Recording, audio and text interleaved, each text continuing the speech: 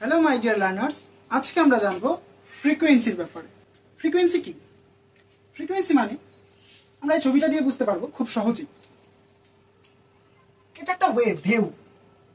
এটা ঢেউ। ধরলাম এই ঢেউটা এখান থেকে শুরু হয়েছে, এভাবে যাচ্ছে, এইভাবে যাচ্ছে, এইভাবে যাচ্ছে, এভাবে যাচ্ছে, এভাবে যাচ্ছে যাচ্ছে এই ঢেউটা এখান থেকে যেতে এই পর্যন্ত কিছুটা সময় লেগেছে, তারপর আবার নেমেছে, আবার কিছুটা গিয়েছে, এখানে যেতে আরো কিছুটা সময় লেগেছে। এরকম করে তো যাচ্ছে।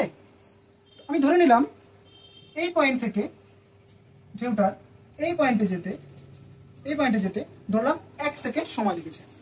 1 সেকেন্ড সময় লেগেছে।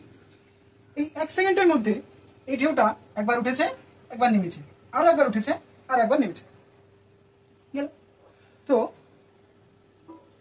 এখান থেকে এই ঢেউটা যদি আমরা একটা সার্কেল ইমাজিন করি, ঢেউটাকে এতটুকু জায়গা যদি কেটে নিই, এতটুকু পোর্শন যদি কেটে নিই, তাহলে এরকম একটা হচ্ছে, এবং এতটুকু পোর্শন আমরা যদি কেটে নিই তাহলে এরকম একটা হচ্ছে, একটা বৃত্ত হচ্ছে, একটা সার্কেল হচ্ছে।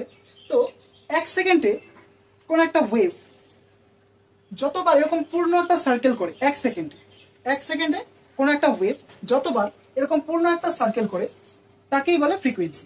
ধরে নিলাম এই ওয়েভটা 1 সেকেন্ডে 25 বার এরকম ওয়েভ তৈরি করতে পারে।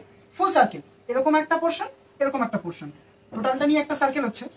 তো এরকম পূর্ণ একটা সার্কেল তৈরি করতে পারে 1 সেকেন্ডে 25 বার।